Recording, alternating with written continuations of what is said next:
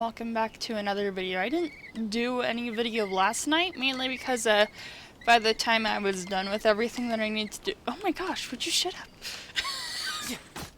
Wait.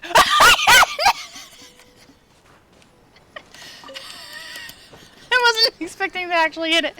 Okay, but so anyways, by the time I was done with everything I needed to do before the stream, it was like 11 p.m. and that was way too late to do a stream. That would probably wind up being like 2 hours again.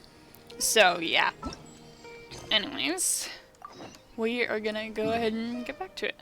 I didn't think I should teleport all the way here again, just because it was super close. But yeah.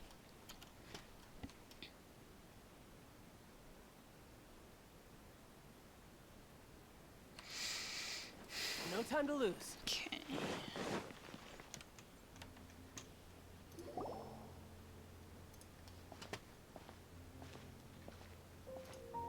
Ad Astra Abyssosque. We meet again, you two. Hi, Catherine. Do you have any commissions for us today? I feel like that was like— Commissions, huh? Let me think. Oh, how about this? Please attend the Academia's Academic Symposium this afternoon and recite a love poem on stage. Wait, say what now? And if possible, please also use your camera to capture the reaction of the audience upon finishing the poem. Huh? What kind of commission is that? I see. It appears that you're not interested in this commission. In that case, please go to Port Armos and convince the Eremites there to spend some time volunteering at the local orphanage. Hey, that's not any better. I'm sure the mercenaries will have some interesting reactions as well. Paimon's gotta ask, just who exactly has been submitting these commissions to the Adventurers Guild? Oh, the commissioner? Well, actually, I just wanted to see the two of you in action. Was it so obvious? I was hoping you would actually take one of those commissions. That kind of chance to observe humans doesn't come by often. Ah, so it's Nahida. Paimon just knew Catherine wouldn't crack those kinds of jokes. When did you get into her head? From when she said, Ad Astra Abyssosque. So it's been you this whole time? Are you done resting up, Nahida? Yes. I've been sleeping ever since we parted ways, and I even had a really, really long dream.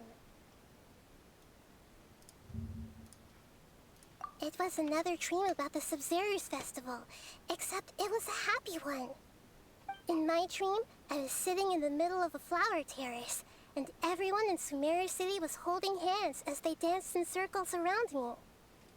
They danced round and round, and everyone looked really happy. I also got to sit on a gigantic flower carriage. Ferris, the Knight of Flowers, raised me really, really high above the ground, and I was throwing an endless amount of Yalda candies at the children. You know, Nahida, maybe your dream is how the Sabzeruz Festival really should be. It's meant to be a joyous time where everyone gets together to celebrate your birthday. Huh? Wasn't I describing a really happy dream? Why are you both looking at me like that? Wait, could this be an example of the emotion known as pity? No, we aren't pitying you. That would only make everything worse. We just don't want you to feel too sad. By the way, have you had a chance to visit Dunyarzad? How's she doing? The Homianis haven't allowed any visitors after the festival, so we haven't been able to check on her. Yes, I paid her a visit right after I woke up. She was resting at the time. Her condition is stabilized. However, since Elazar is a manifestation of the withering on the human body, we can only cure it by finding a way to take care of Irminsul's own withering. But for the moment, our top focus should still be figuring out what the sages are up to and what they're planning. Right. Who knows what'll happen if they another scheme like the Samsara of the Sub-Zero's festival. So our first priority should be investigating and putting a stop to the Sage's activities. As for how we should pull that off, let's discuss it somewhere else. There are too many adventurers around here. Oh, good point. Sorry, adventurers. We're gonna be borrowing Catherine for a little while. This was so annoying the first time I did it because I was doing Sumeru commissions. And I had to go all the way to a different country in order to collect the commissions. Because I accidentally started the quest. And then Catherine was gone. Let's continue our chat here. Okay, so do you have any ideas on how we can investigate the sages, Nahida? Actually, I've already done a little bit of work on that. But for now, I want to hear your thoughts. We're in the dark as of now. Since we still don't know anything about their goals, any rash move could tip them off and lead to terrible consequences. After all, every person in Sumeru City is one of their hostages. I've already tried that, but all the key members of the Academia, even the core of 30 guards, intentionally avoid wearing their Akasha terminals.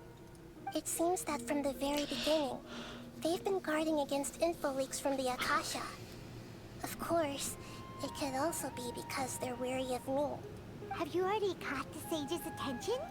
I'm guessing not yet, but distrusting me would make perfect sense if they've ever paid attention to the urban legends about me.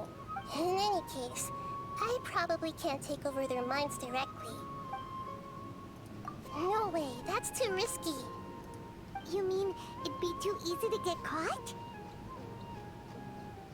No, it's not that. We shouldn't involve innocent students in this. A single mistake could completely ruin their lives. Doing that would be ignoring the safety of my people for my own selfish goals. How is that any different from what the sages are doing? That's a good point. Spoken like the god of Sumeru.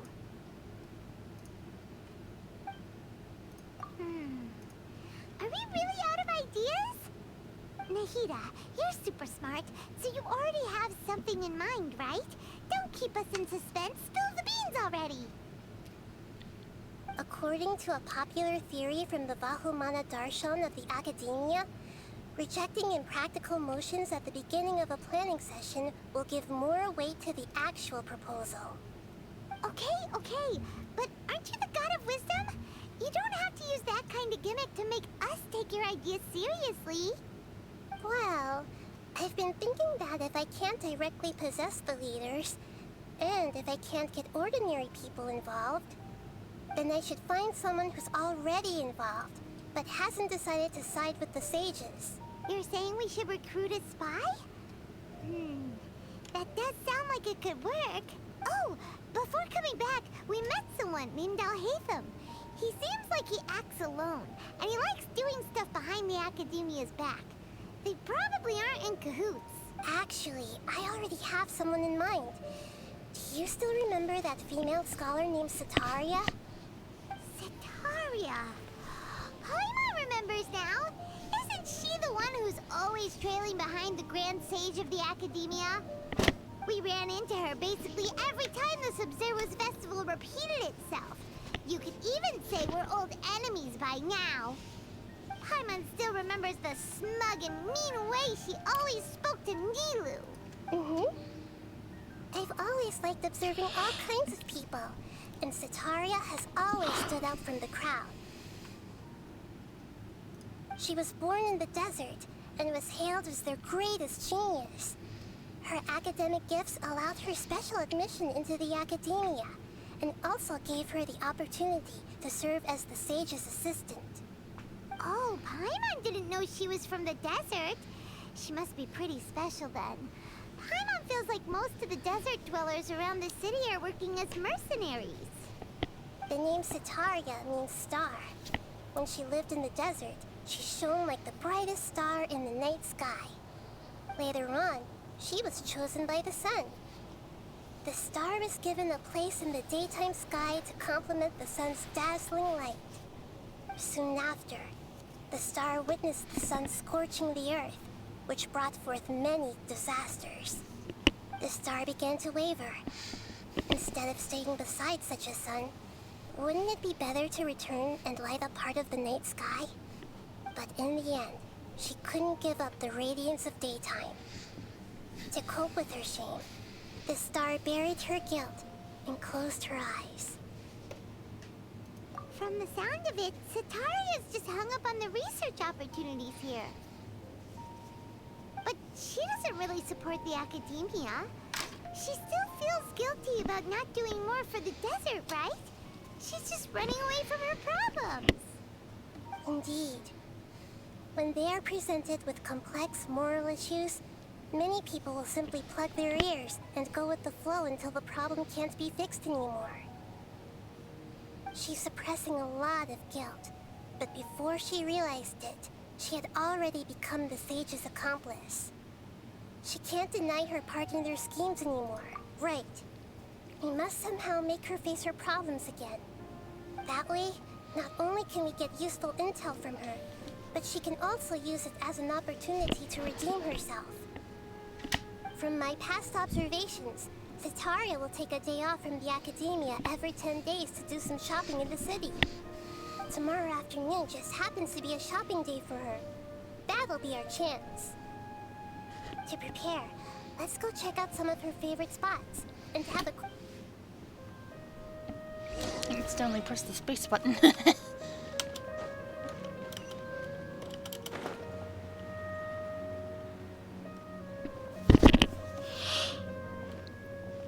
This should be Setaria's favorite fortune-telling spot. So should we ask the fortune teller about Setaria? No, I already have enough information on Setaria. The most important thing now is for you to pay attention to the vendor's talking style and key characteristics. Talking style and key characteristics? My poor lost lambs, have you become troubled over your fates? The divine voice of wisdom often echoes between mine ears. If thou be blessed today by the gods, I may be able to show you the way. Huh? Really? Nahida, you've been whispering things to her? Shh! My friend here has some doubts regarding her future. Can we get a fortune reading for her? Of course, of course. In that case...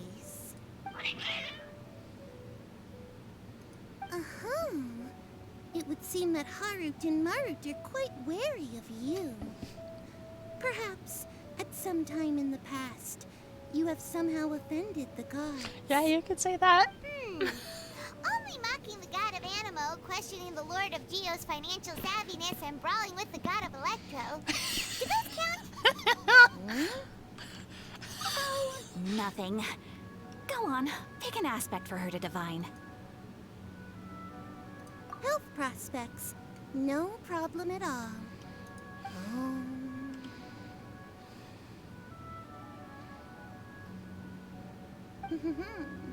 The gods have spoken. The truth shall be revealed. Your life shall continue on for... many tens of thousands of years? Impossible. Harut, Marut, did you two spoil my divination? I've never read a fortune so absurd.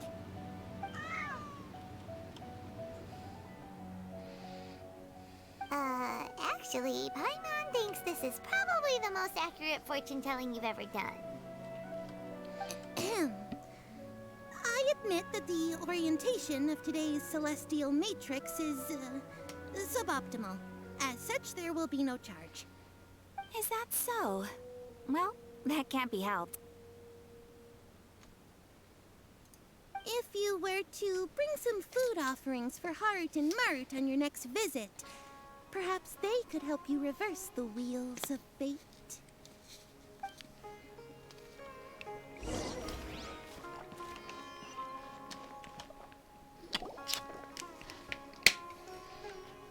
this another one of Sataria's favorite stalls?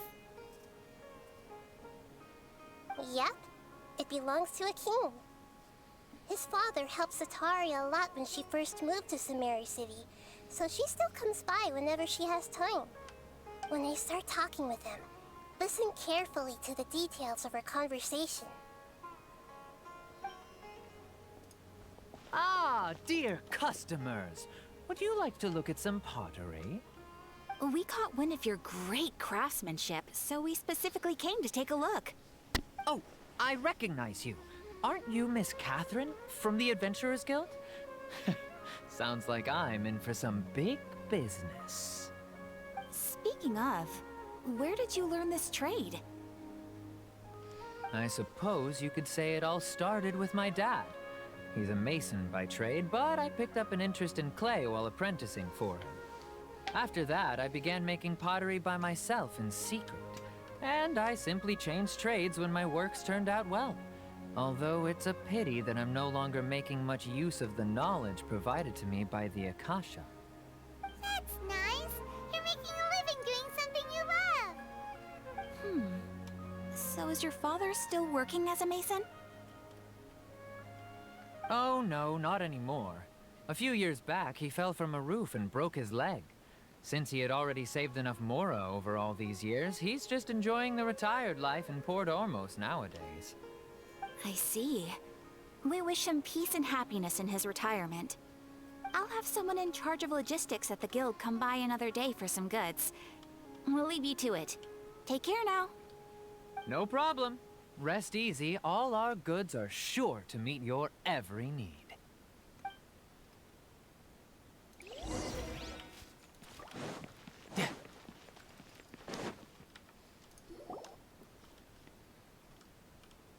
This should be our final stop. Sataria's always thinking of this restaurant when she's working at the academia, so she always comes by whenever she's out in the city. Nahida, you've really thought of everything. It's my duty to protect Samari's citizens, after all. Hi there. I feel like I've seen you down by the docks before. Huh? Sorry, I don't quite remember. If I recall, you were having a discussion with someone about shipbuilding at the time. Ah, that's right! I've always been really interested in feats of marine engineering. After all, I grew up in Liyue Harbor and spent my entire childhood staring at the ships going in and out of the port. I came to Sumeru to study, but failed to make it into the academia due to my lack of talent. But I'm still discussing all kinds of problems with different scholars, and I'm continuing to study and perform research from the restaurant's basement. I'm sure I'll get to the academia after their next round of exams. What an admirable spirit for learning. Amazing. Sure, but you'll find hardworking people wherever you go. So this restaurant has a basement as well? Huh. First I've heard of it. That's right. It's not usually open to patrons. Most of the time, employees use it for breaks or to hold private events. I see. Guess that makes sense. Well, good luck with your studies, Miss Chishan.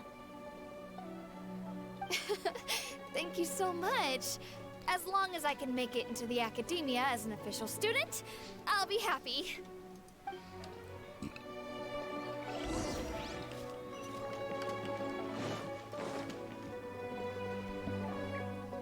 So, was that everybody?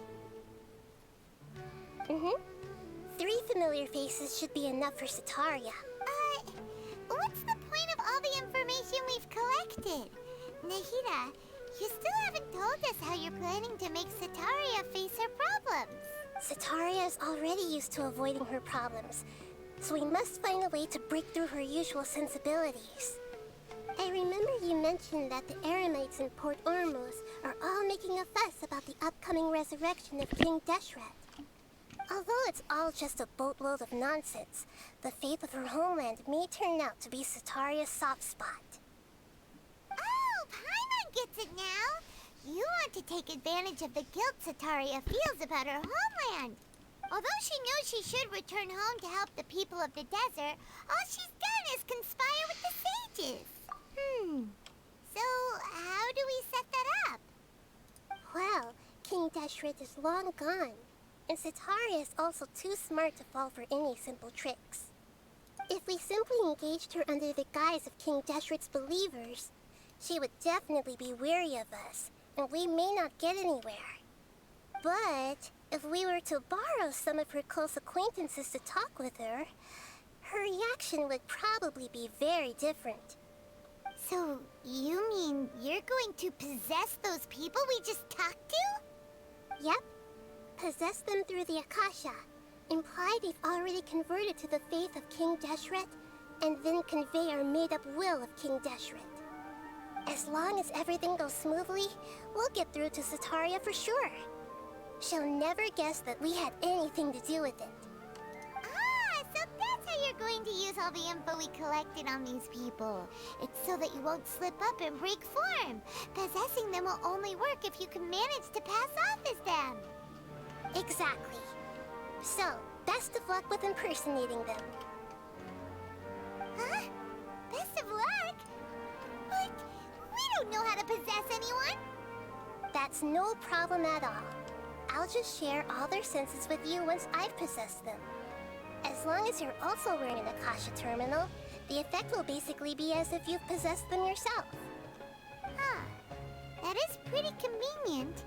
But why does she have to do this? Can't you do it yourself? Although I've been observing humans for a while, I've never been good at imitating them. You're not wrong. It's always been painfully obvious whenever you try to pass as Catherine. If it was at all possible, I would have preferred to leave these people alone. But seeing how things are now, I probably should just accept it and push on. Yeah, don't beat yourself up over it.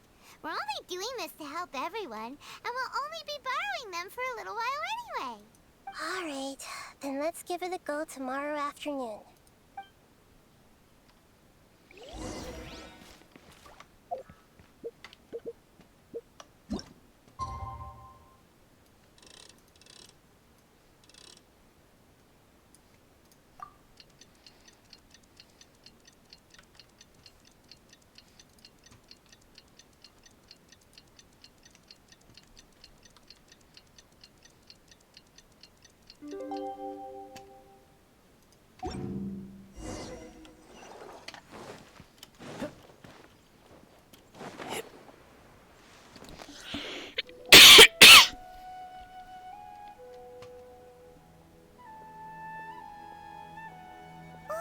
Here she comes. Sataria's here. Let's quietly follow her. Once she starts talking to her acquaintances, we'll find a safe spot to begin possessing them. As for how we'll sway her to our side, I'll leave that to you. I trust you'll know what to say. Paimon's starting to feel kinda nervous. Okay, let's go. Looks like they've already started talking. Let's find a hiding spot and get started.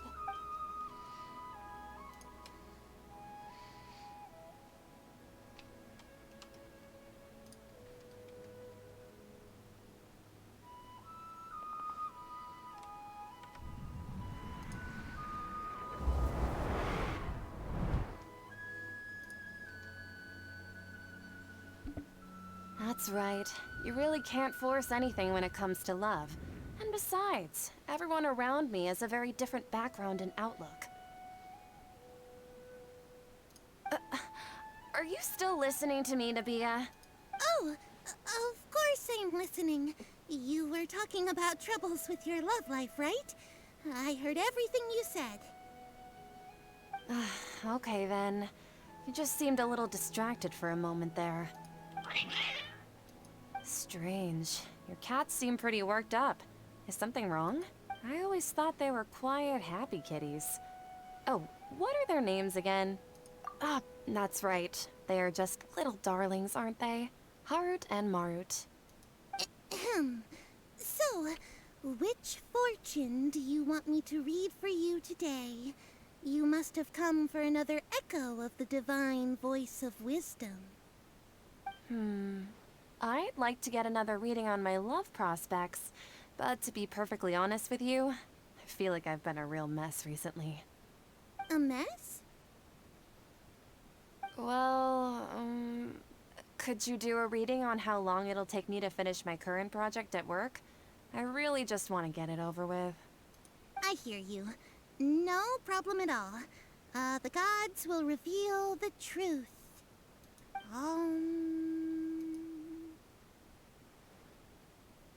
The gods are asking, Setaria, why haven't you gone home? Why haven't I gone home? Do the gods really know everything I've been thinking about? Setaria, why don't you just go home?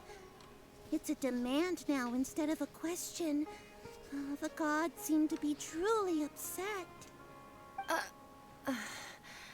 I'm sorry. I know I failed the gods. Please pass on my most sincere apologies and ask for their divine forgiveness. And if I may ask, Nabia, is there a specific god who's speaking to you right now?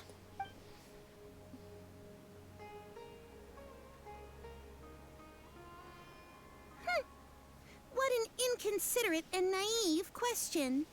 The god who is speaking to me is, of course, the wisest and mightiest of all, King Deshret. King Deshret? No wonder he would make such demand of me. Wait a second. King Deshret passed away a long time ago. Even though news of King Deshret's resurrection has been spreading like wildfire, it's all just a misinformation campaign from the Academia. How can King Deshret still exist in real life? What insolence! I am King Deshret's most loyal believer. Do you wish to refute his voice of wisdom? Oh, no. As a child of the desert, I am only reveling in his power upon learning that his divine glory has touched even this city. I will think very carefully about his demand of me. I'm sorry. I must go now. Wait!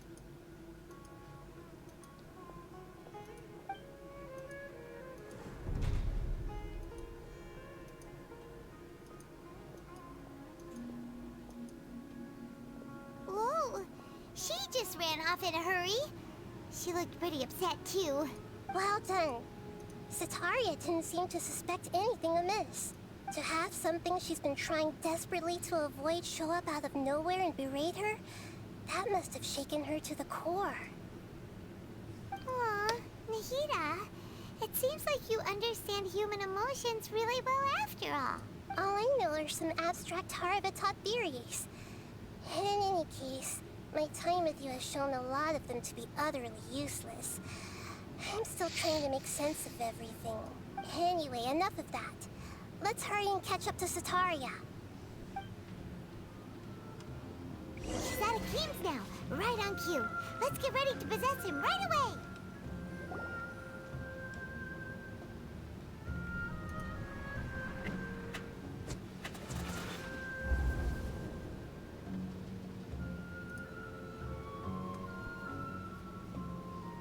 It's okay. I just got caught up in something. Oh, actually, didn't you ask me to help you look for work? What kind of work were you looking for again? Oh, right. Your old man's craft. How could I forget? Speaking of, how's he doing? Is he feeling any better? Oh, that's good to hear. I have been thinking a lot about him. If I could get some more time off, I'd love to pay him a visit. Actually, while we're talking about him, is he still living in Port Ormos? Yeah, he's been retired there for a while. If you could find the time, please write him a letter. Let him know that recently, faith in King Deshret has taken root in Port Ormos and has begun to spread across Sumeru. He has a quick temper and has always been a devout follower of the Dendro Archon. I don't want him to get into a fight with those King Deshret believers because of a difference in beliefs. Oh? So, who are you siding with in all of this? The Academia or King Deshret? I'm so jealous of you. You were born a child of the desert, yet you chose to betray King Deshret, and now you spend all your time with those crooks from the Academia. Akeem, you don't mean... You've also become a believer of King Deshret? What's so strange about becoming a believer of the wise King Deshret? In fact, aren't you the strange one? The one who still can't pick a side? Can't pick a side?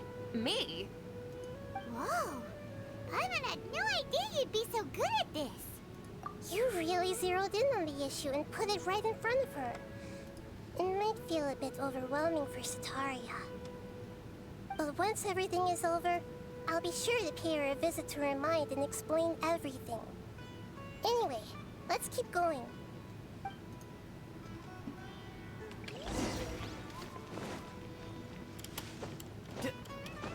Come on! Setaria's already started talking with Shishan.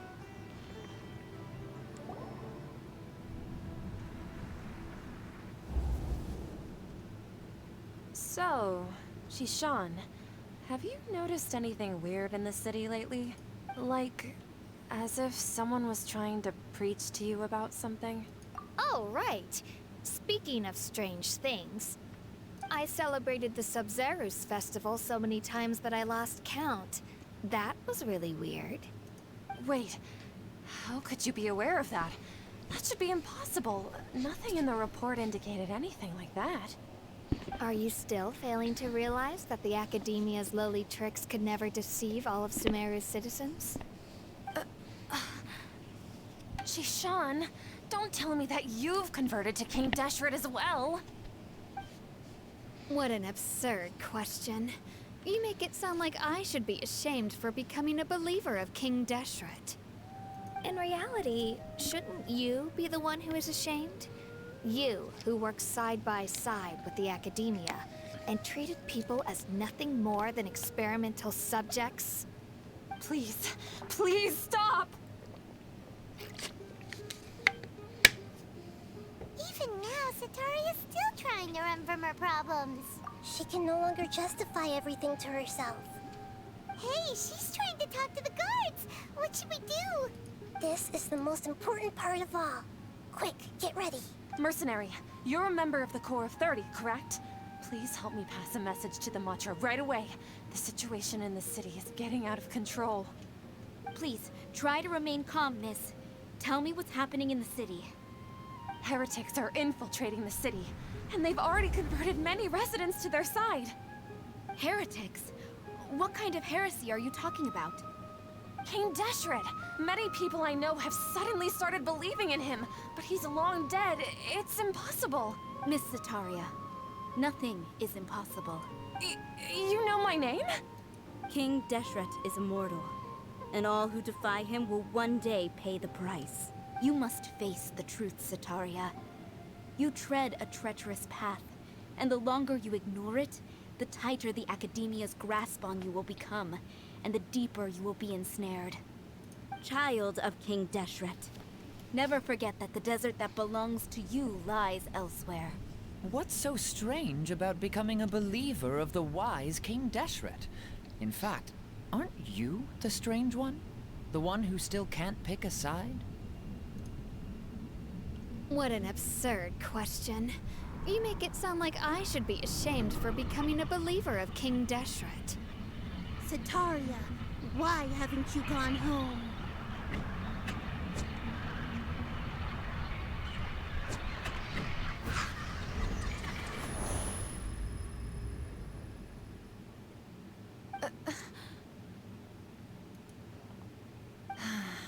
It seems that no matter where I run, I only keep finding more believers of King Deshret. I have to say, this is a familiar feeling. I've also been running from my guilt this whole time. Guilt over my part in the Sage's plans, and from ignoring the letters from the children of my homeland. But no matter how much I may try to ignore or get rid of it, my guilt always comes back. You won't necessarily lose your research opportunities by facing the truth. Besides, did you really want to conduct your research while carrying such heavy feelings of guilt? How do you know me so well? Are you truly just a believer of King Deshret? Or are you the god himself? That's not important.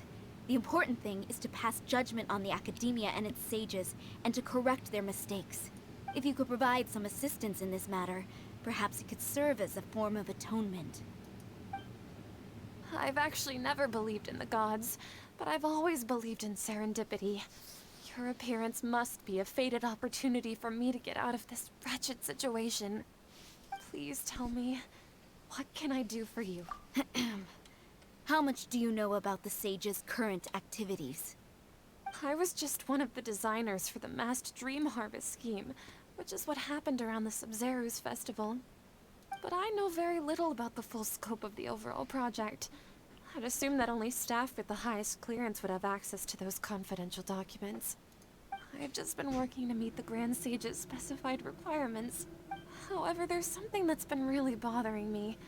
I heard that a scholar who was previously expelled has returned to the city, and even the sages are still quite wary of him. To fight against the Academia, we will need to figure out the nature and the purpose of their work.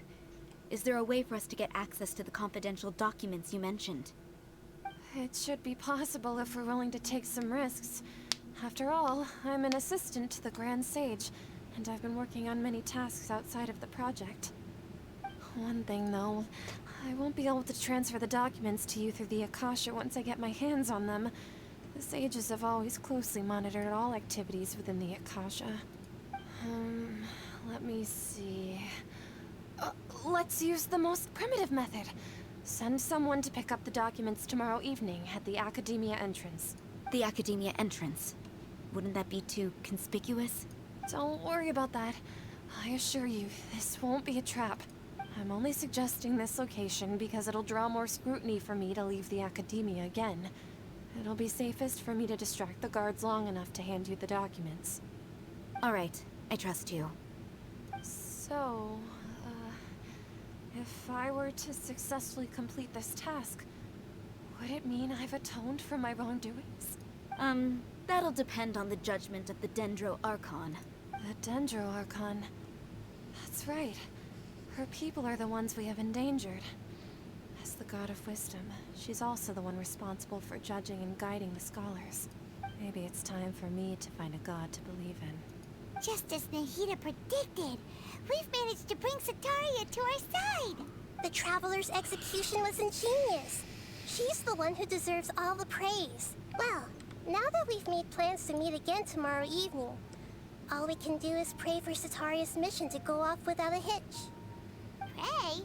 But if we're going to pray to the gods, aren't we just praying to you? God of Wisdom and Guardian of the Scholars? No. The truth is the true Guardian of Scholars. I've always believed that. Anyway, let's meet again tomorrow evening at the Adventurers Guild.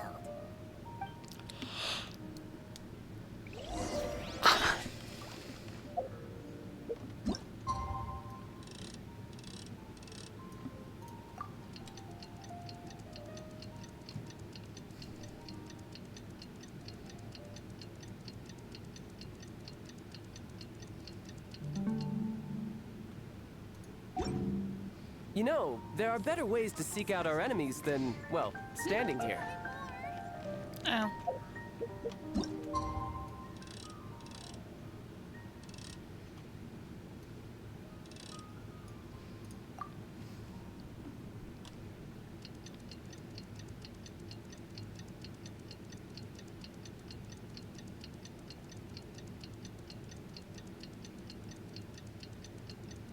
Is it Wang Shuan maybe over there?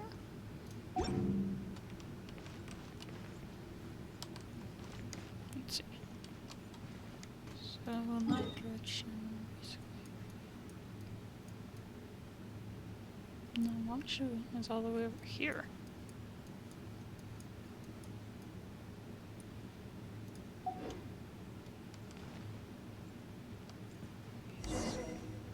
I don't know.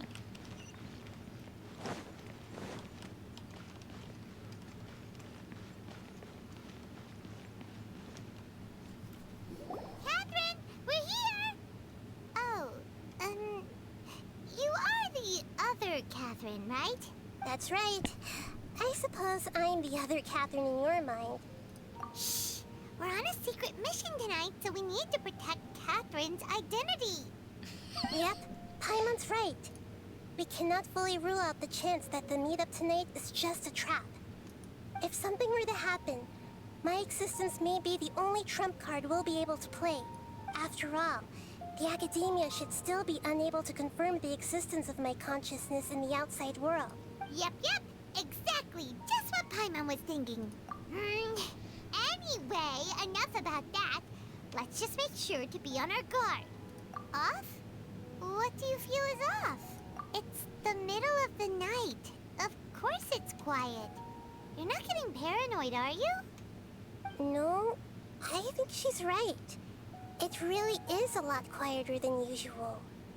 If you look around, there seems to be fewer people on the streets. I'm not sure if this is the case for the entire city, though. Huh.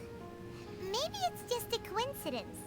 Maybe Sataria figured out a way to not only distract the guards, but also to get everyone to go to sleep early, just so we can exchange the documents in peace. I also can't quite figure out why things feel a little off. But now that we're here, let's go ahead and meet her as we planned. Well, regardless, as long as you're here with us, Paimon feels a little safer.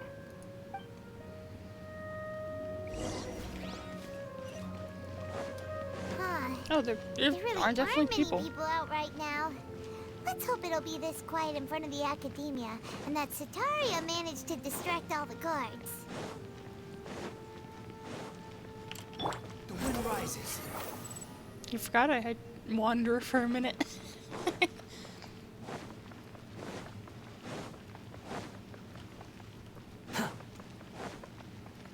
Quit following me. Swan Fury.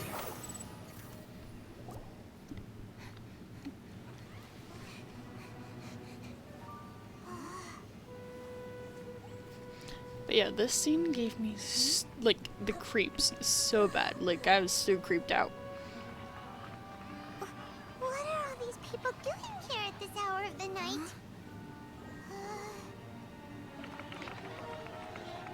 Ah, the triumphant hero returns at last. And to a rather spectacular welcome, even if I do say so myself. You're the outcast, expelled from the academia. Indeed I am.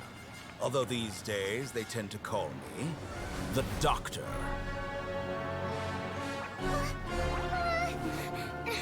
If you're looking for your researcher friend, she has already been taken into confinement. With some basic caution, she could have discovered the listening device on her person. Clearly, she lacks the degree of rigor expected of a true scholar. Yeah, if he does become a playable character, his constellation will probably have somewhat of, at least somewhat, an appearance of a bird. What have you done to them? At least I judging by that simply made thing. some minor on his adjustments to shoulder. their Akasha It terminals. kind of looks like a bird. Now they can deposit information directly into the Or, subconscious. I guess it kind of looks As you can see, a little all bit these like lovely people like now Doctor's believe Mask. this traveler is a hero who has just saved the world. My experiment is a success. And now it seems they can no longer hold back their sheer adoration. No, what should we do? These are all just regular people. Leave now. You need to get out of here. What? That guy's a Fatui Harbinger. We can't just leave you here. Nor can I abandon the people of Sumeru.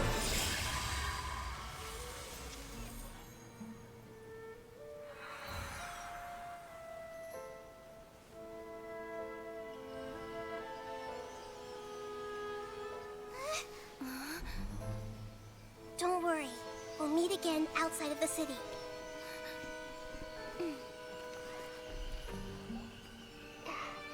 I see. You appear to have overridden their mental faculties with your own consciousness. To possess such a powerful mind, you must be the god of wisdom.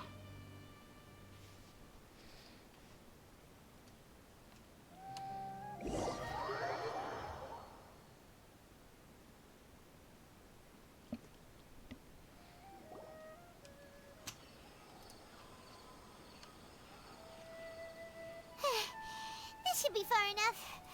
Whew. Paimon needs to catch her breath first.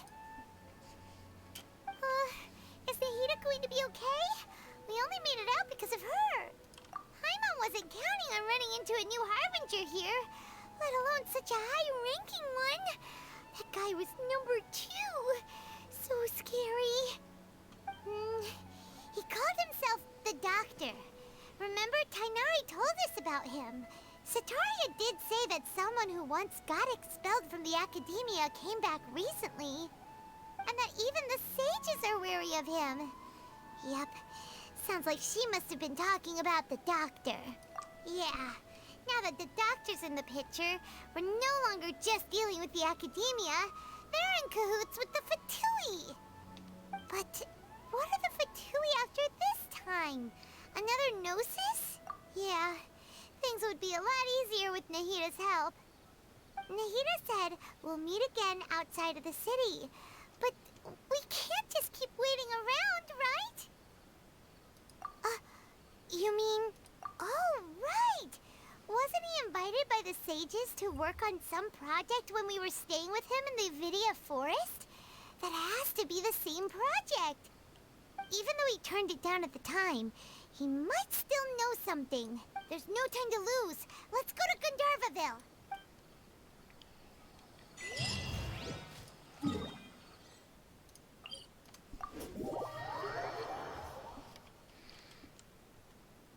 I'm gonna go grab the...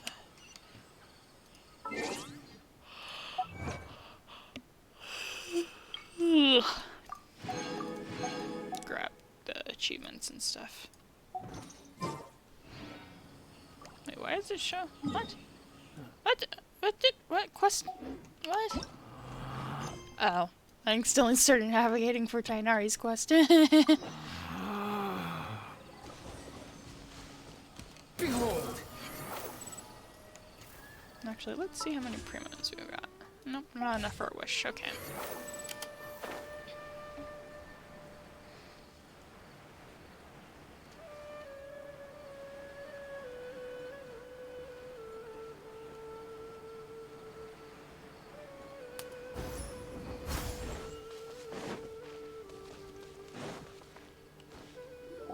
Hold it right there. A blonde-haired traveler and a floating fairy. We've got you, all right. Take a look around. You've fallen right into our trap. Are you mercenaries from the Corps of 30? Did you come here to arrest us? Corps of 30? We're nothing like those government. We are an elite brigade that commands the highest commission rate in all of Sumeru. We're here on the orders of a client known only as the Outcast. The Outcast? An outcast from the Academia? But why wouldn't the Doctor just send the Fatui after us? Still wasting time on idle chit-chat. We'll shut you up soon enough. Get them!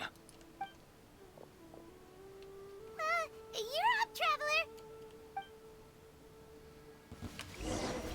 Following orders. New punching bag. Da, da, da, da, yeah.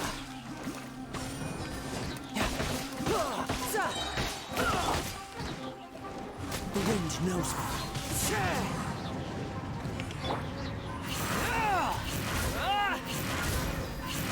Oh yeah, and I did change the book that he's using.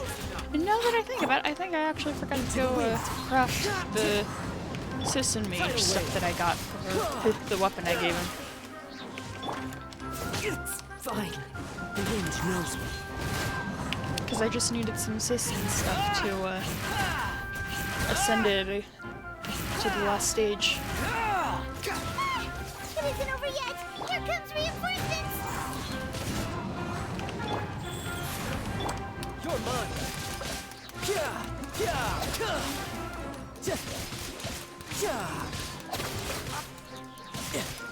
Who's next?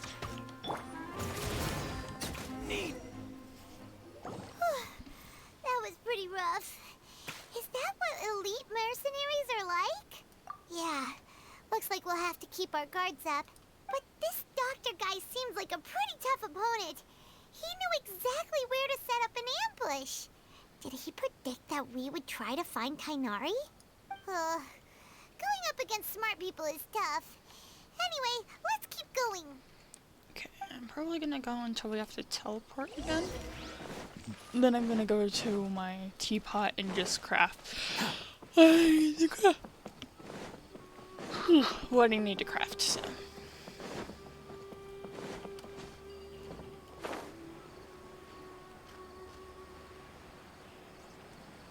Oh yeah, and I did finally get him to level 90. Oh, it's the traveler. Though, Hold on. What are you two doing back a whole here? bunch of the XP was just me trying to find a lowest level up book. And To be honest, just I'm not fighting doing so well. monsters to open my common Elazar has been chests. progressing at a faster rate lately. I'm finding it harder Including to complete more intricate tasks. one of the really big As a result, hilly troll Master Tighnari things. is taking me off I the think patrol schedule. He will somewhere only allow me to it stay here calls and them coordinate a other people's chief tasks. or something. Oh, Kale. Speaking of Tighnari, did he go off on patrol? We're here to talk to him. Oh, Master Tighnari? He just left the Avidia Forest a little while ago. He was headed to Pardis Di. Huh? He left? But isn't Tighnari always saying that he never wants to leave the Avidia Forest? He even turned down the Sage's invitation. I thought it was weird too. Master Tighnari always prioritizes his work as a forest watcher above everything. He almost never leaves his post. He left in a hurry this time, though. No, I only found out that he left through a message he left behind. He also made sure to delegate all his tasks using a schedule. To leave in such a hurry? I'd guess he had something urgent to take care of. Master Tighnari originally studied in the Amorta Darshan of the Academia, and Pardis Di is something like the Amorta's research base. Many rare shrubs and grasses have been planted there for research.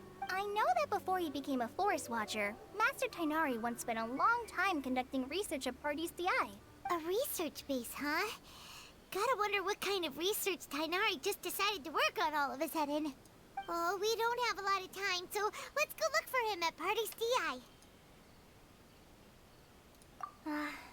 Don't worry, I'm fine. I'm used to living with Elazar by now. If you run into Master Tighnari, please send him my regards. Got it. Will do. See you later, Kale. Oh no. Well, that's unfortunate. Well, I guess we have to go over here anyway, so might as well just do our crafting over here. Quit following me. The wind rises. I don't want to climb the lamppost. I want to go over here and craft the Citizen Mage stuff.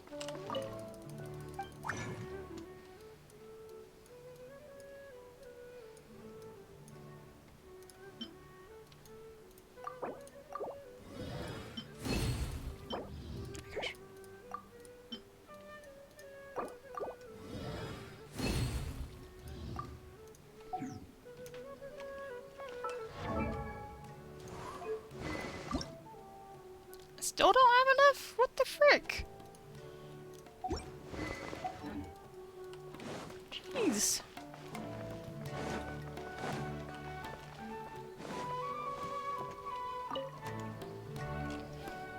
Traveler, you've come. Wait, this sounds like... It is as you said. Huh? Not long ago. Contaminate? I don't know about the Avidia That's why I want to ask you to investigate the situation. This is for...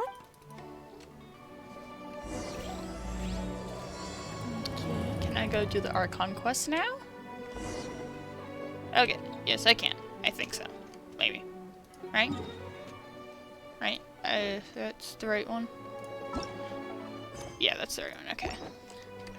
I was a little worried that Tighnari might be busy this time. That would have sucked. Then again, it would prioritize the sense of, yeah. Wait! Look who it is! Thank goodness you're okay. We were so worried about you. Hey, This was supposed to be a touching reunion, but you're ruining the moment!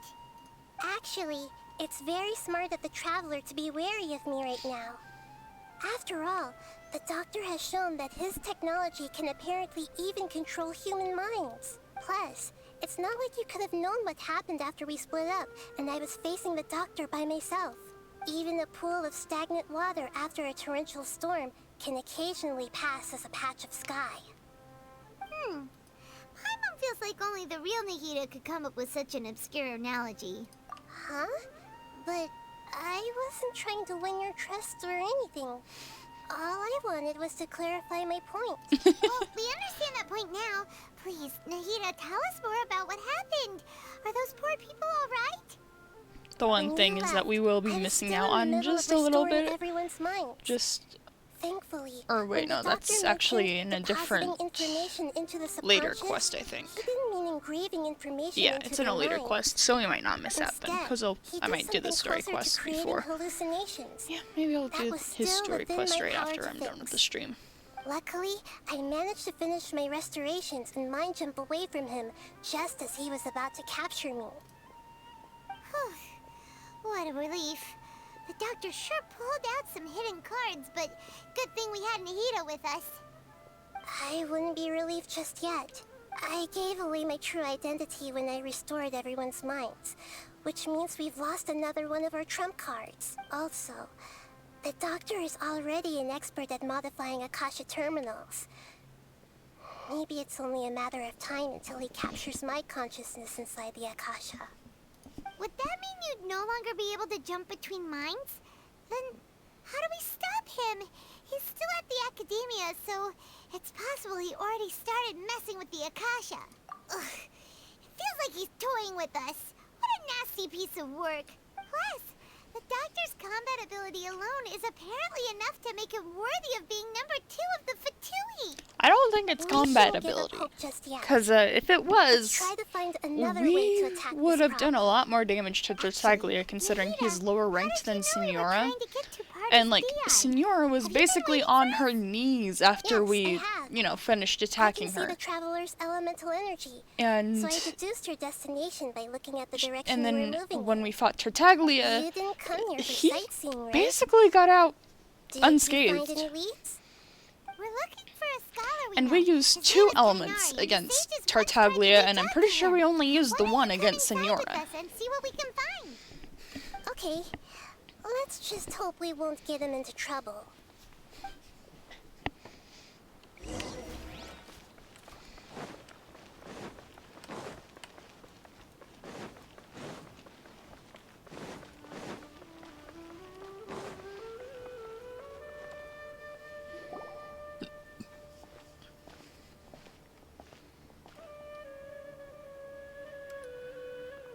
Traveler?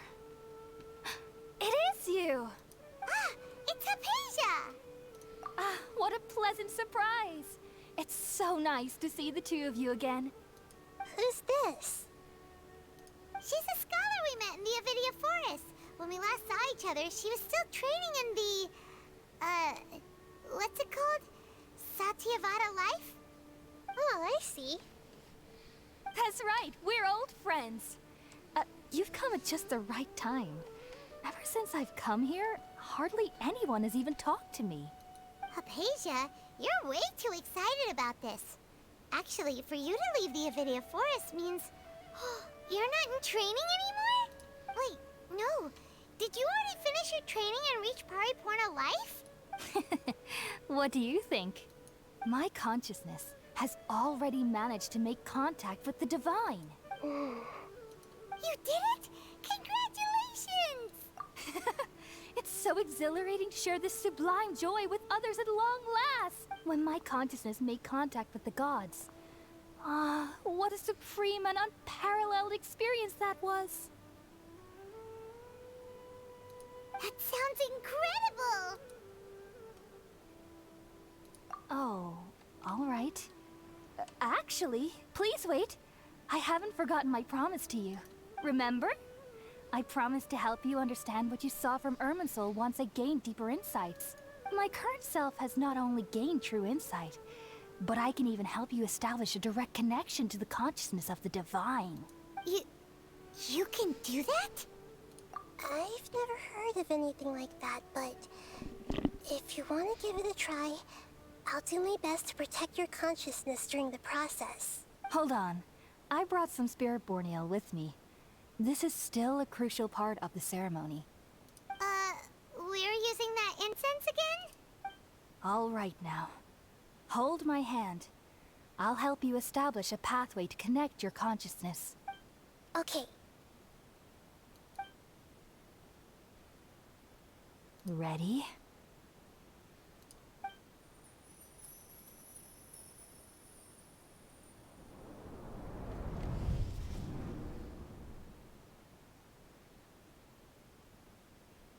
It took 3 betrayals for me to finally understand. The world is just an elaborate tapestry of lies. My fury will never be quelled. The first to betray me was a god. My creator. My mother. Valuing strength above all, she saw no worth in me and I was discarded. The second was a human. My family. My friend. Consumed by fear, he saw me as an abomination. The third was one exactly like me. A hope for the future. A fledgling barely out of the nest. Powerless before his mortality, he broke his promise to me. Humans, they can't be trusted. And the gods fill me with pure loathing. So I said good riddance. I denounced the world and laughed in its face. My chest will never again be defiled by worldly filth. I will scrub away every last trace of human emotion. Then it will be empty, a blank slate, and ready to receive a supreme gnosis, brimming with pure divinity.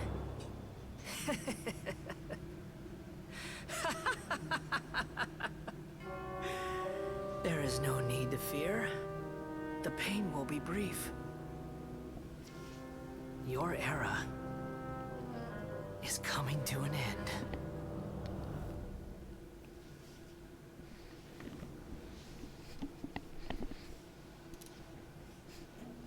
What was that? Did we actually just see the Baladier's memories? Everything matches what we know about him. But how is he connected to the divine consciousness that Hypatia was talking about? You saw it, right? You felt it, right? Such a majestic god! Such a noble will! Such sublime emotion! I'm now registering the fact that after the Baladier was erased from history, she forgot all of that. Mortal heart. Oh, great and merciful God! Please grant me forgiveness and salvation! Do you understand now? I'm afraid this is no Puripurna life, but rather... Ah! You! Why are you so mean to me? Why is everyone hiding from me? I found divine wisdom. Shouldn't I receive praise and honor? Haven't I uncovered that light in the darkness? Hypatia? That's how I always thought everything should be. Wait. Have I already lost my mind?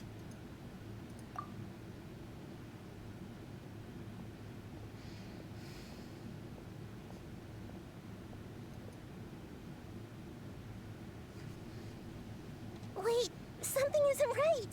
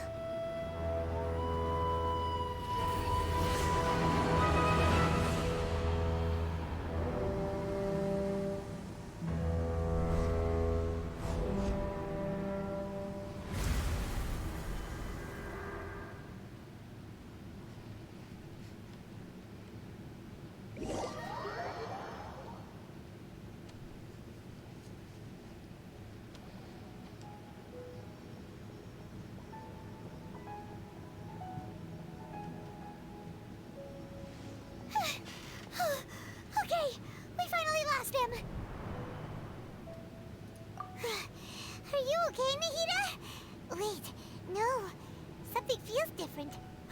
You're back! Oh, the Traveler's back? Nahida was controlling your body for a while. It seemed like she jumped over to you as an emergency measure right before the Catherine puppet was destroyed. After that, Tighnari heard the commotion and came over. He helped us defeat the mercenaries and then he ran with us all the way here. What? You swapped places? You mean your consciousness also went into Nahida's body? Wait, then where is Nahida's consciousness? Where is she now? I never imagined that an individual's consciousness could be transferred around like this. Had I not seen it with my own eyes, I would have never believed it.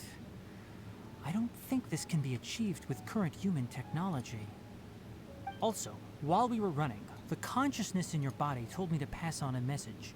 She said, "The doctor has found a way to trap my consciousness, so I can't journey with you anymore. But even in a moonless night, a shower of starlight can still drown out illusions and lies." Oh no! Nahida's trapped in the sanctuary of Surasthana for good this time. Was that message all she left for us? It's pretty vague. Oh, that makes sense. Since the doctor captured her, she won't be able to say anything without him knowing. She's being extra careful. Even in a moonless night, a shower of starlight can still drown out illusions and lies. Huh. Paimon knows the moon illusions and lies are from the alchemical divination at the Sub-Zero's festival. Didn't Nahida use a starlight analogy before? It had something to do with Sataria. Oh, that makes a lot of sense. Huh. Do you think Nahida was telling us to go find help in the desert? But she isn't with us anymore. Think we'll be okay? Paimon, you said Sanctuary of Surasthana.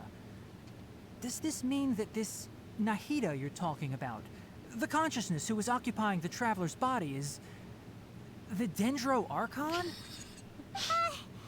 Your guess is correct, but the situation's a bit complicated, so it's really hard for us to explain right now.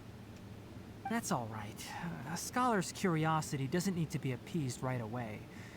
As for the complicated nature of the situation, safe to say I have witnessed that for myself. I've spent some time with you, and it looks like the Dendro Archon's also on your side, so I trust you. Thank you, Tighnari. Oh, actually, we came here to ask you a question. What do you know about the project that the sages have been working on? Ah, that. While I was indeed invited to join that project, the sages were always secretive about its scope and goals, so I eventually declined.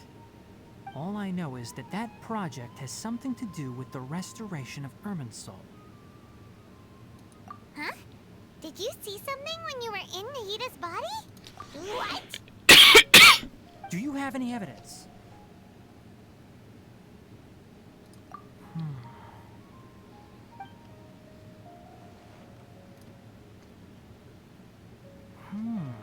So that's what happened. That explains why Hypatia's symptoms were different from those of the other scholars who went mad. It's because she made contact with the consciousness of a new god who is still in the process of being born. Tighnari, did you leave the Avidia Forest because of Hypatia? I did. I noticed Hypatia's mental anomalies, but since her symptoms were rather atypical, I secretly took her to Pardis Dii and began searching for a way to return her to her normal self. If I didn't take action, Hypatia would have already been taken by the Matra to the desert, doomed to a life of exile at Aru village. Now that you mention it, I knew the Academia has never thought particularly highly of Lesser Lord Kusanali, but I still didn't expect them to do something as arrogant as creating a new god.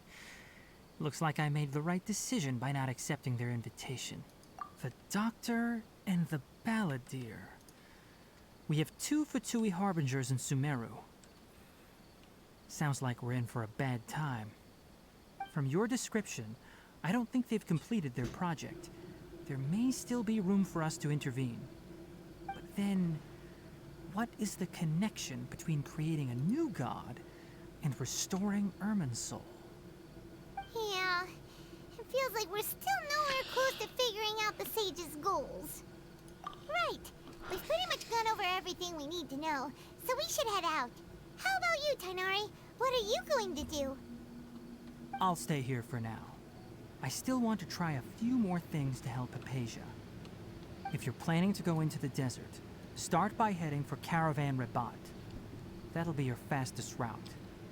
Come find me here if there's anything else I can do to help. May the spirit of wisdom go with you. Thanks, Tighnari. Hopefully Hypatia will feel better soon. We're off then.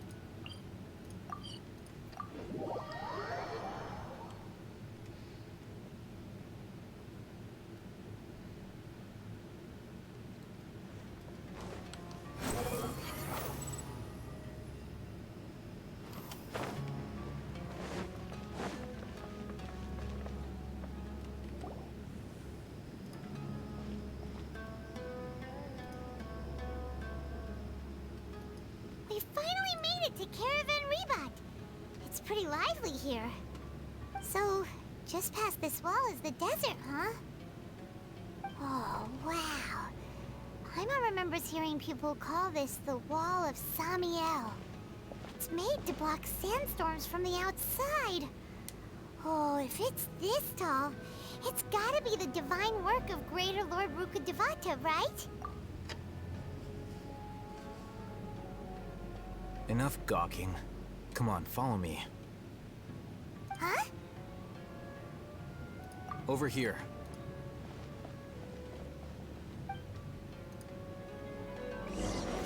Oh, Haytham went that way! Let's hurry up and follow him. Wonder what he's up to.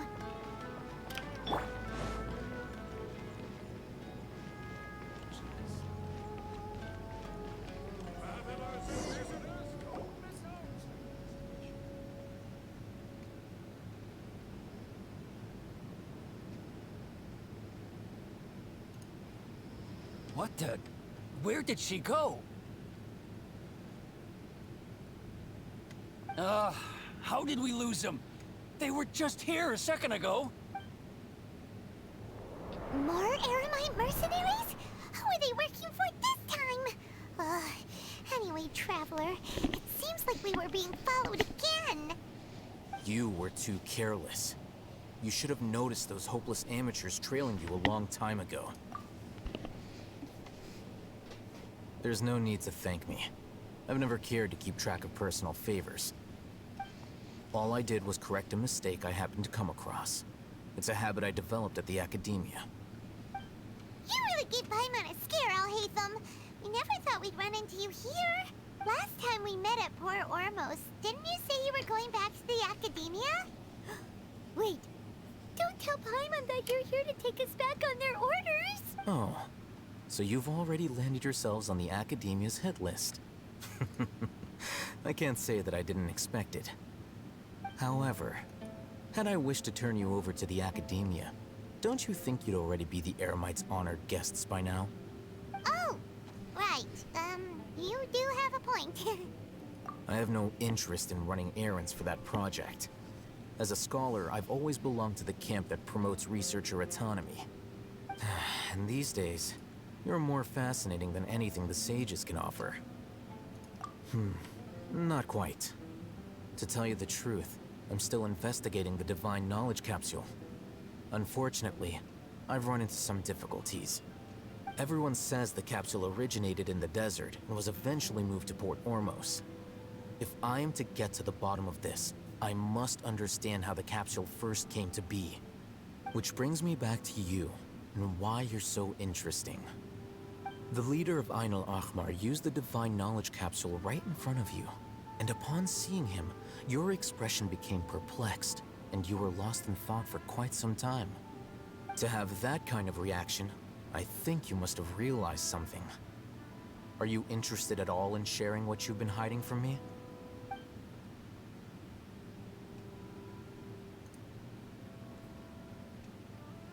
Al-Haytham, you really have a ridiculous eye for detail. What kind of person even notices or remembers stuff like that? So that's your answer. Well, I do work for the Academia after all. So considering that, it is indeed wise to keep your cards close to your chest. But that does prove you do have some undisclosed information about the Divine Knowledge Capsule. Am I right? No matter. Rather than simply learning the answers from you, I'd still prefer to investigate on my own. Speaking of, you two are also headed to the desert? That's right! We have the same plan as you! But we don't really have any concrete goals at the moment. Then I'd suggest starting with Aru Village. It's the largest settlement in the desert, so it'll probably have more resources and intel than anywhere else. Well, would you like to head there together? It's always better to travel with someone you know. Let's go!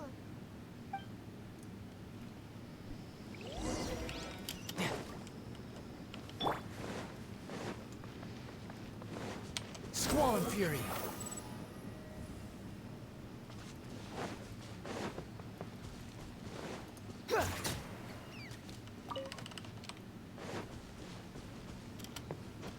Wait, why am I not just teleporting?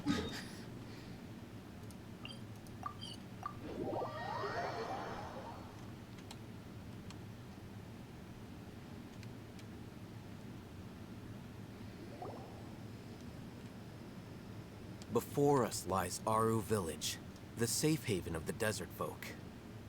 Whoa, this landscape is really something else. What a cool place! Let's go check it out!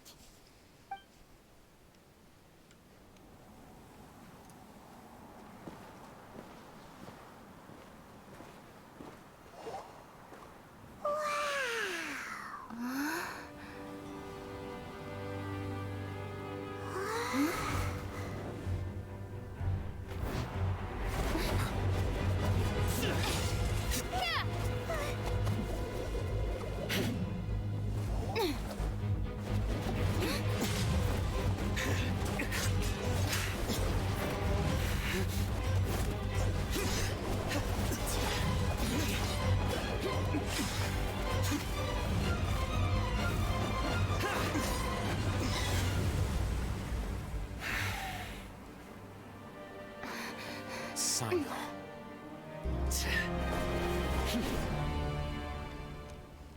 Unless my memory fails me, we have barely spoken 2 words to each other before now at the Academia. Would you care to enlighten me as to when and how I invited the General Mahamatra's wrath? Al-Haytham, do not think you can escape my judgment just because you managed to escape my attack. Judgment? So that's how you'd characterize your actions here, is it? Or would elimination perhaps be a more accurate description? Had I used my full strength, not even this traveler would have been able to stop me. Though styled like an assassination, I sought only to ensure that my target would be unable to flee or resist. Standard practice for the Matra, as well you know. Seemed to me more like your own personal touch. Who is that, Al-Haytham? Did you call him General Mahamatra? Yes. General Mahamatra Sino, head of all the Matra at the Academia. He's a formidable hunter, and the ultimate nightmare for any who have committed academic crimes. You seem to have placed a lot of trust in Al-Haytham, to the point of blocking an attack for him. If I were you, I'd never choose to side with him. I wouldn't believe a single word that comes out of his mouth. I have been pursuing this scribe for a long time. I urge you, stand back and do not seek to defend him any longer. Otherwise, there will be consequences. Has Alhaitham done something wrong? Paimon doesn't think he's as bad as you've made him out to be. I won't waste my breath explaining things. Alhaitham, I saw it during our fight. Take it out. The divine knowledge capsule you're hiding on your person. Unless you want me to retrieve it for myself. Very perceptive of you. Nothing escapes Amatra's senses. Wait, the divine knowledge capsule? Didn't it fall into the Matra's hands in Port Ormos? No wonder you speak with such confidence, Cyno. But I must admit, I'm very curious. What does this capsule mean to you? And why, as General Mahamatra of the Academia, are you all alone in the desert? As far as I'm aware, the other Matra have been speculating about your disappearance. Have you been given a mission that's, let's say, morally dubious? If I was the real target of your mission, what was stopping you from simply using your authority and resources to judge me within the walls of the Academia? I should have known you'd be difficult to deal with. You two? Ugh! What you would do, Traveler? Paimon feels like we can't trust either of them. Ahem. Well, look at you two, acting all tough and self-righteous over there. Wait, Dia?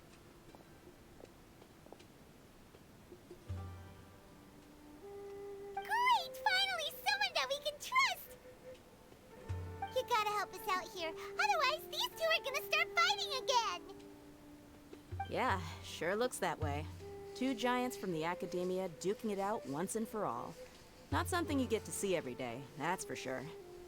Listen, I know you academic types love to fill up your big brains with self-righteous morality and lord your empty rules and virtues over each other. But how dare you bring your petty disputes into the safe haven of Aru Village? It seems like someone's gonna have to beat some sense into your thick skulls until you finally learn to respect these grounds.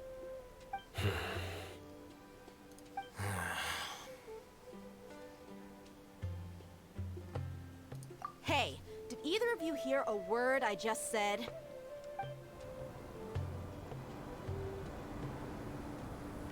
Whoa, what's going on? The wind's so strong! Is this a sandstorm? Paimon's gonna get blown away! Another sandstorm? What's up with these recently? Hey! All of you, over here, quickly! We have to take cover! Someone's calling for us! Oh, this wind is too strong! Let's get over there! That sounded like Candace.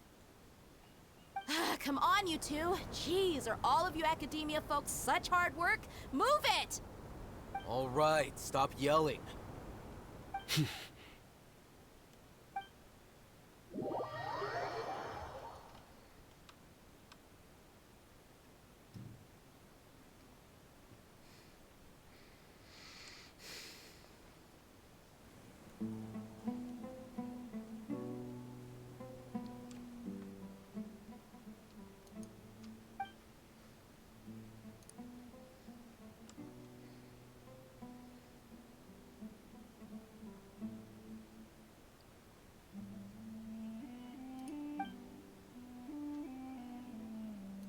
Well, this is pretty awkward. Hey, wanna play sardines with three people who wanna tear each other limb from limb?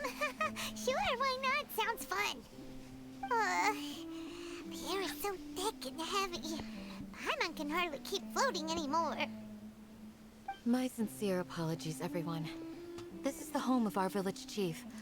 I will have to ask you to make do with this small room until the sandstorm dies down. Please, let me introduce myself. I am Candace, protector of Aru Village. Our savior has come at last! Nice to meet you, Candace. The name's Paimon. Thank you so much for helping us. There's no need to thank me. It's only right to help each other when the weather gets rough. Wow. She's Looks so like gentle there's and caring, a fair bit like a of nice older dialogue sister. without Unlike those guys over there. of All right. without us Now that we're all saying better anything, acquainted, so I'm gonna take this chance to we go can to the return bathroom. to the topic at hand. As a guardian charged with the responsibility to protect my fellow villagers from harm, I was observing your conflict from afar, even before the sandstorm started. And now that you have set foot within our village itself, it is all the more my responsibility to make absolutely sure that you pose no threat whatsoever to us. So please, have an honest and sincere conversation with one another, and put your hostile feelings to rest. If anyone dares to start anything again while they are under this roof, I will not hesitate to send them out for some quality time with the creatures of the sandstorm. Oh, on second thought, Paimon may have misjudged Candace's character. And that goes for you too, Miss Dia. Do I make myself clear? All right, we got it, Candace. That's what I like to hear. So, which of you will begin? I was supposed to be a mediator, but I might have gotten a little too involved just now. Anyway, one of those two should probably start talking. Wait, that was you trying to be a mediator? I have nothing to hide, so there's no shame in explaining myself. While Alhaitham wasn't wrong about the other Matra not knowing my whereabouts, it's not because I've been assigned a morally dubious mission. Rather, I've chosen to exile myself. Huh? Exile yourself? A little while ago, I discovered that there was data missing in the Academia's project planning and development files. What little they did report clearly did not match the project's actual progress. As General Mahamatra, I had the responsibility and authority to request an audit. However, to my surprise, the person responsible for the erroneous data was none other than Grand Sage Azar himself. I tried to investigate the issue myself before submitting a formal audit request, but I soon found that all leads and potential pieces of incriminating evidence were carefully concealed from me. I began to realize that they were cautious of me from the very beginning. Unsurprisingly, the Grand Sage rejected my audit request as soon as the submission reached my his brother desk. using a He even said to Sharpie me, to cover their "The power entire of the hand. General Mahamatra is granted by the sages. It already You looks have like they no were wearing right an to artist judge glove or us." something. Or, you know, a reverse artist They glove. really are up to no good. They had, I like, realized then that more the than Grand half Sage, their hand already the covered. Matra are nothing more than tools for the sages to assert and maintain their control over knowledge. The vows that we took, the principles that we strive to uphold, they are meaningless to the academia of today. I believed it would be wise to flee the academia before the sages had a chance to take action against me. This way, they can no longer see nor predict my actions. I will never give up on this investigation. There's no need for someone else to give me power or authority. Once I find the truth, I will administer judgment by my own name. Sino seems to have the same goal as us. We're all investigating the sages. Plus, now that he's no longer the General Mahamatra, he somehow feels a lot less scary. Well, Sino, if that's your story, then why did you see Alhaitham as a target? When I was investigating the matter in the academia, I overheard a conversation between Alhaitham and a sage. The sages asked you to investigate a blonde-haired traveler. Do you dispute this, Alhaitham? What? Like many parts of the project, this assignment was undocumented. Now throw in your suspicious behavior with the Divine Knowledge Capsule, and I think we deserve an explanation.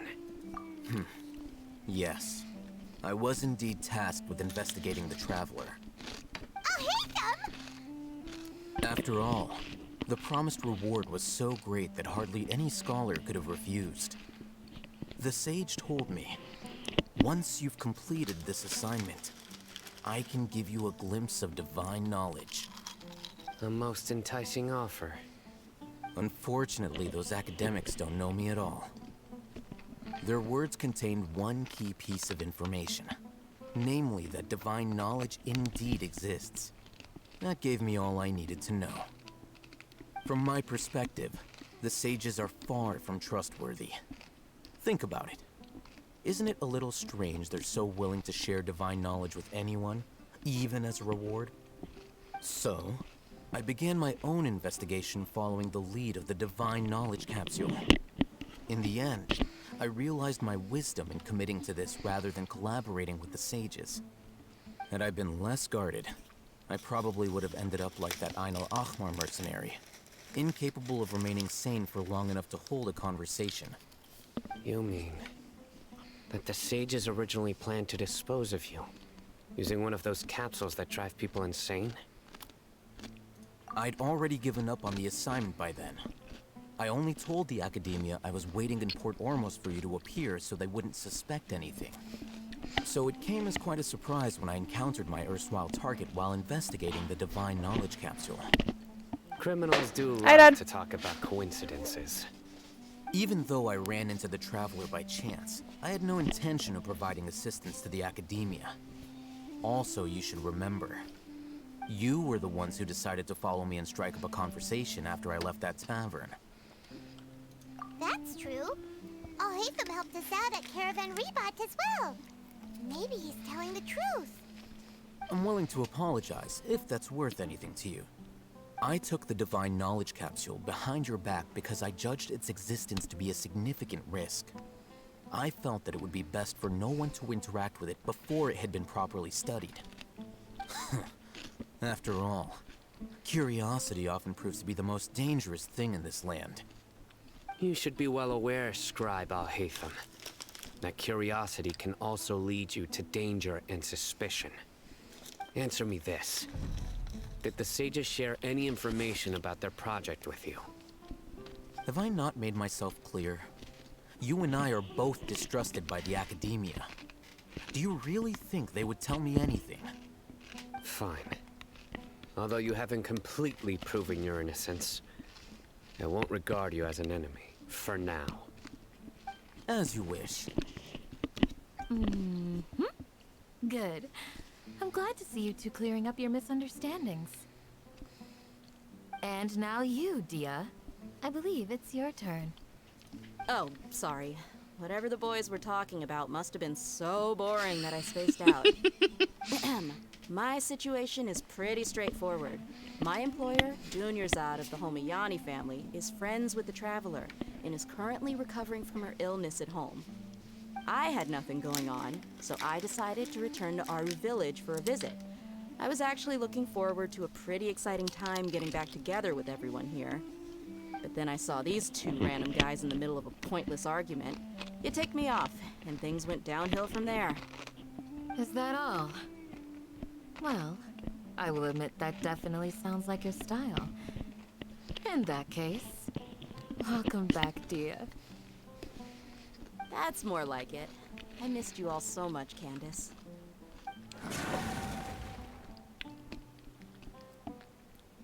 Whoa! What was that sound? No need to worry. Now that you're no longer at each other's throats, please make yourselves at home. I'll take a quick trip outside to clear out some of those creatures in the sandstorm. Creatures? In the sandstorm? Are you sure you don't want some backup? Fighting in a sandstorm is not for the faint-hearted. Anyone without extensive training in these conditions is at a disadvantage. You needn't worry. Yeah, just leave him to Candace. Don't worry, she's as tough as they come.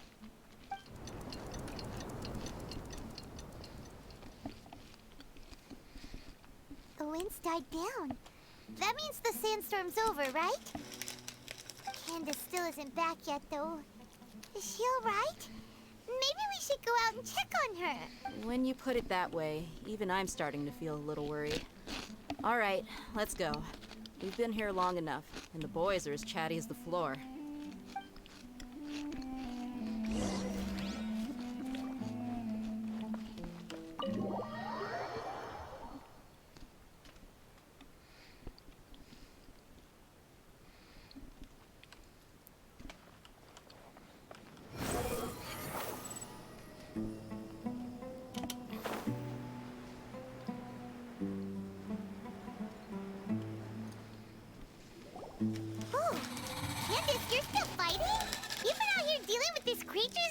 your time?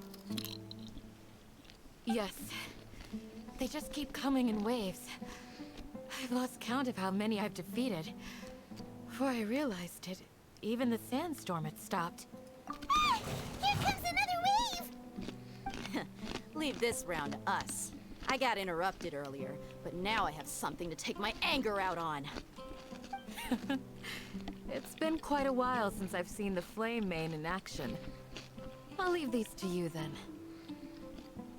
I'll be sure to put on a good show. You still won't see the Flame Mane in action because he doesn't actually do anything. Into the wind. Faster? Okay, faster. Fallen leaves, adorn my night! The wind knows me. Wretched vermin! Behold!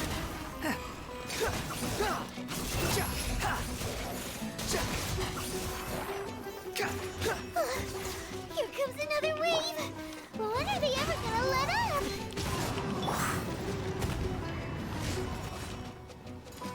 Rise. Tidal wave! Brace yourself! This is gonna hurt! One with nature! The wind rises!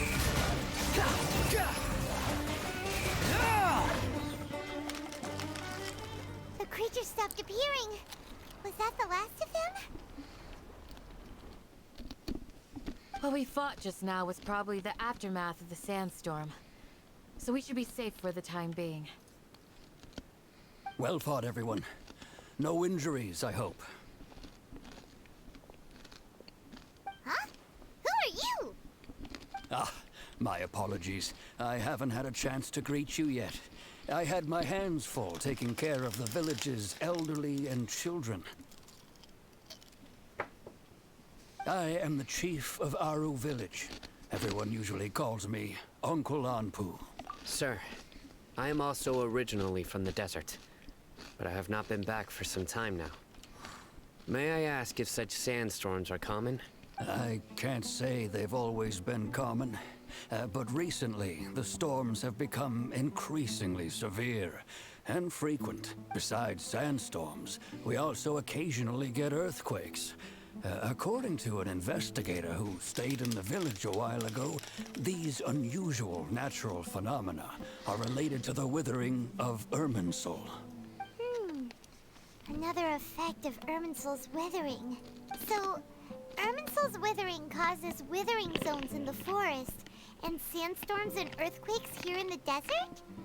Everything in the natural world is inextricably connected to Irminsul. These regional symptoms can indeed be a reflection of Irminsul's present state. Everyone in Aru Village needs to take good care of themselves. Speaking of which, why haven't I seen a single village keeper since I got here? Village keeper? Who are they? Village guards like Candace? Does your curiosity know no bounds? Village Keeper is how Aru Village refers to mad scholars exiled here by the Academia. Most of them are scholars who lost their sanity after a period of training in the Avidia Forest. The Academia believes that their crazed mutterings may have a negative effect on the psyches of other scholars. So, they're forcibly exiled to the desert. Though if you ask me, it's all a boatload of nonsense. Alas, that's exactly what we've been trying to investigate. One by one, the village keepers have been mysteriously disappearing without a trace. But no one in the village has ever seen them leave. If you're planning to stay around the village for the next few days, I'd appreciate it if you could keep an eye out for them. I've had encounters with those people in the past. I'll see what I can do to help. The Matra are the ones responsible for their exile. Now that you're no longer with them, are you trying to alleviate your guilt and atone for your past sins? I'm fascinated by how you think. Mock me if you will, but if you are guilty, I will eliminate you. regardless of my position or identity. Oh, you're the former General Mahamatra. You must be an expert in these kinds of investigations. Thank you for your help. Is it because you're reminded of Hypatia? Oh, these poor scholars. First they lose their sanity, now this! We need to help get them back home, safe and sound. But, is it really a good idea to tag along with Cyno? You seem like you really don't trust him. I'll be grateful for the assistance. No doubt you will do a better job than some of my former subordinates. Let's start by finding a spot to share what we know so far.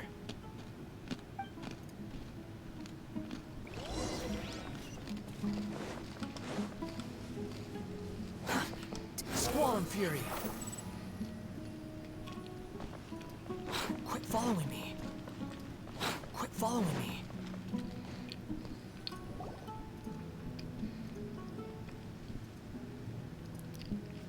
Although I've sent myself into exile, I'm still doing essentially the same things as before. Do you still have any questions for me before we start our investigation? One of my former subordinates told me that this title has its origins in a strange incident. The Academia has long exiled mad scholars to Aru Village. A mysterious phenomenon exists here. When mad scholars first arrive, they are as incoherent and deranged as before. But after spending some time here, they invariably begin to calm down. Initially, the people of Aru Village greatly resented having to take in the mad scholars. But a strange incident one night changed that. Aru Village was struck by the strongest earthquake in living memory. Seeing buildings on the verge of collapse all around him, the then chief of the village was preparing to take everyone to safety.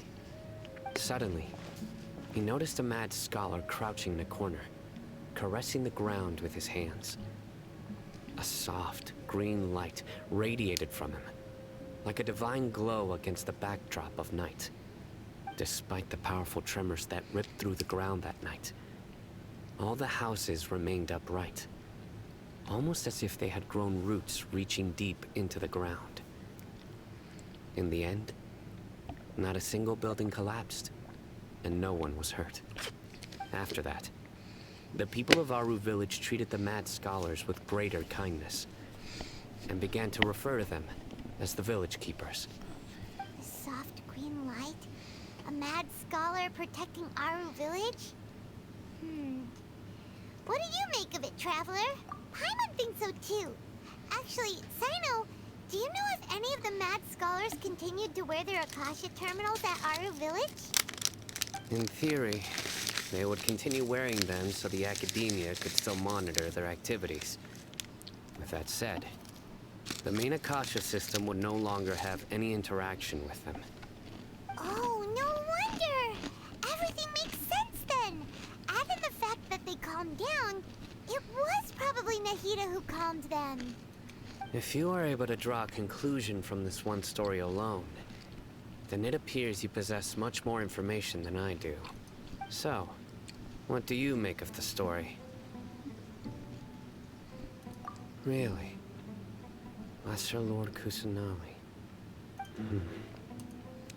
What? You don't believe us? Lesser Lord Kusanali was definitely using the Akasha to give her power to the mad scholars! No, it's not so much that I don't believe you. I'm just struck by your reasoning. Lesser Lord Kusanali, the current Dendro Archon, is she really active in Sumeru? The Academia has always placed far greater importance on the late Greater Lord Rukkhadevata. They've more or less ignored Lesser Lord Kusanali, and I've never had any reason to doubt their views. In addition, I've never heard any stories about Lesser Lord Kusanali and her deeds. To me, she might as well have been a god that never existed. No way! Nahida definitely exists! She's a... how should Paimon put it? She's a good Archon who's kind and wise. Even if she says weird stuff sometimes. I've spent many years interrogating criminals, so I can easily tell when someone is lying. Good! Then you should know that we're telling the truth. That look in your eyes. I've never seen that from a liar. You two really must have met Lesser Lord Kusanali. How can this be? To think, our Archon has been amongst us this entire time. Alright, now it's our turn to put our skills to good use for this investigation. But easier said than done, especially since we don't have any leads. Maybe we can start by knocking on some doors. Excuse me, are you here to help me find my grandpa? Huh? Who are you? By the sounds of it, a resident of this village. My name is Isak. You'll help me find my grandpa, right? Is your grandpa a mad scholar? Hey, don't say that. Grandpa is just Grandpa. Why do you have to call him that? It's not like he's a bad person or anything. The person you're referring to is not a local, yet you are. Why do you call him Grandpa? Grandpa is just Grandpa. He's my family. I heard everything you said to the village chief. Please, you gotta take me with you. I want to find my grandpa. I swear I'll help. I won't be a nuisance. Ah, so you're the one who was eavesdropping on us around the village chief's house. I was planning to go out and take care of whoever it was, but I had a vague feeling that they didn't harbor any ill intent. Whoa. Hatham wasn't kidding about Matra having sharp senses. Sino, he's just a kid. All he wants is to find his grandpa. Let's find a way to help him. Sorry. I was only listening in because I wanted to know where Grandpa went. Honest. If you don't believe me, you can ask Miss Candace. All right. But first, let's confirm the facts with Candace.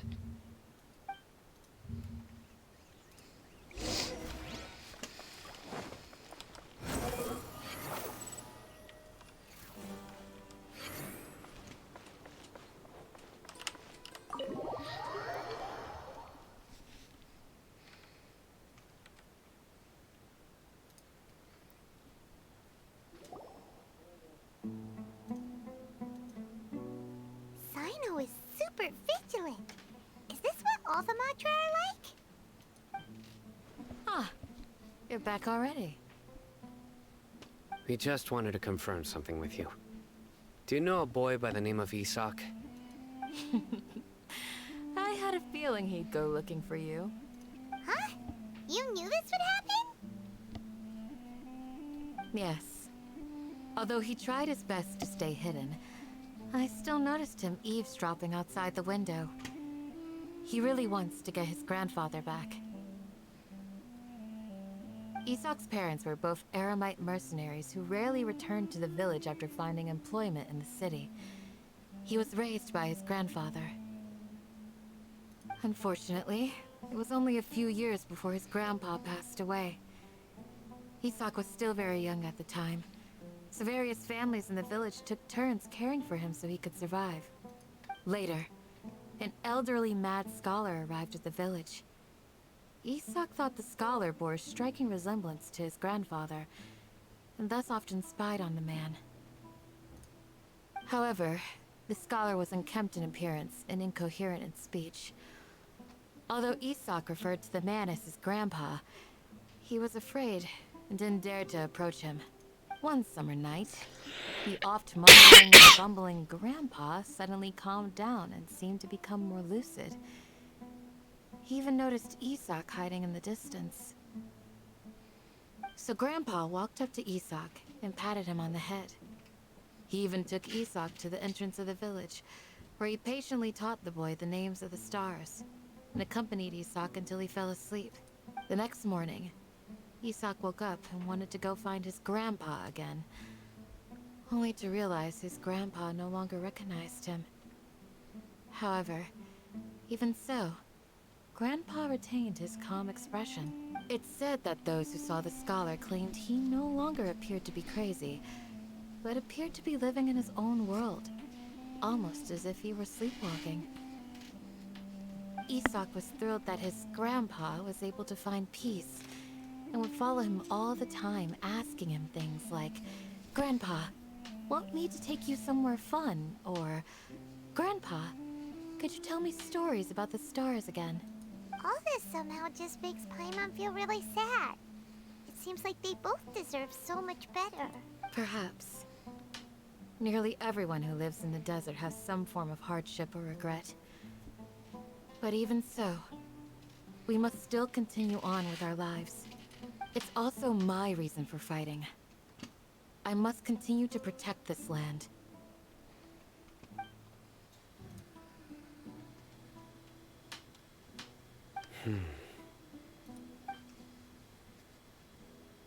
Maybe the people have always had a considerate god watching over them. Huh? What did you say, Sino? No, nothing. As long as Isak keeps his word and doesn't get in our way, we can take him along. Perhaps you are more compassionate than I gave you credit for. Please accept my thanks on Isak's behalf, Sino.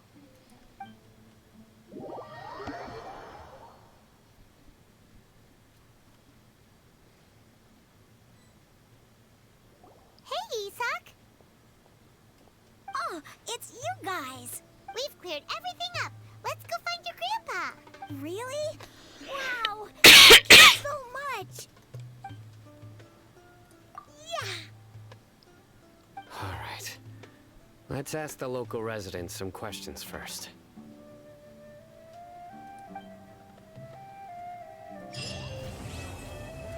Okay. Well, that is going to be the end of this episode. Bye!